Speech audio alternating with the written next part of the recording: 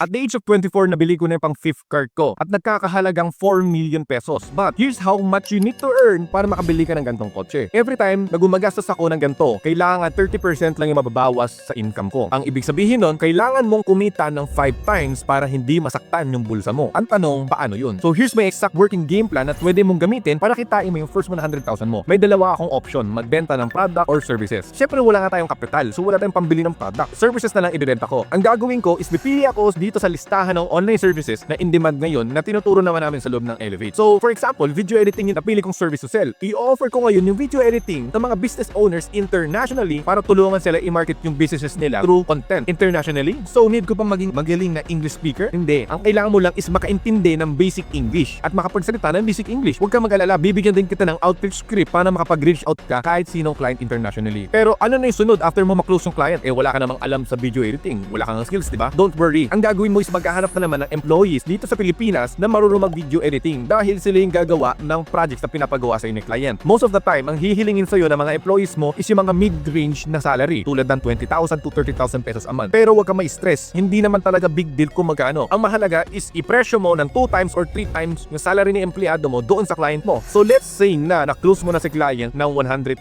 pesos a month. Yung 30,000 pesos na bayad mo kay empleyado mo, i-minus mo yung 30,000 pesos na bayad mo sa empleyado mo, yung 70,000 na maiiwan sa'yo is lahat yung pure profit na sa'yo. If you repeat these steps hanggang makakuha ka ng mas maraming client, oras na lang yung magiging kalaban mo dito to make your first 7 figures per month. Kung gusto mo malaman kung saan ba maghanap ng client, ano yung mga in-demand na service na i-offer, magkano mo to i-offer, magkaroon ka ng access sa mga scripts, done for you templates, huwag ka mag-alala. Meron akong ginawa na full tutorial na ibebenta ko sa'yo ng 5,000 pesos. Pero bago mo to i-click off, meron akong good news. Ibibigay ko na lang to ng libre for the next 24 hours. All I'm asking in return is to subscribe to my channel. Click the link below to get access to the full tutorial before it disappears.